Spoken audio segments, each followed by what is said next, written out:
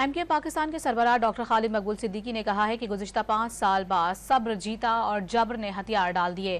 کہا 15 برس کچھ لوگوں نے کراچی میں بغیر مینڈیٹ حکمرانی کی، شہر پر قبضے کا مسئلہ ہے اور ایم کیو ایم کے دفاتر پر حملے کیے گئے۔ یہ بھی کہا کہ ایم کیو ایم نے ایک پتھر نہیں مارا، کوئی دکان بند نہیں کی۔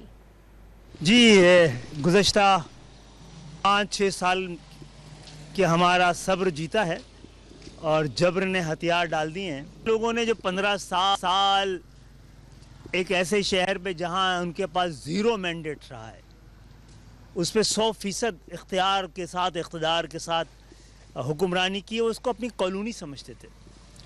تو جب کراچی نے اس دفعہ ایم کیو ایم نے پھر سوراب گوڈ میں بھی اور کیماڑی میں بھی اپنے لوگ کھڑے کیے، تو اس آؤٹ اسکرٹس پہ تو ایم کیو ایم نہیں ہوتی تھی۔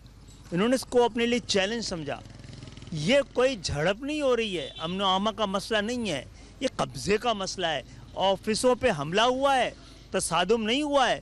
یہ جو بہت سارے میڈیا میں اخبارات میں خبر آ رہی ہے کہ کلیش نہیں ہوا ہے، یہ حملہ ہوا ہے، قتل ہوا ہے، ایسیسینیشن ہوا ہے۔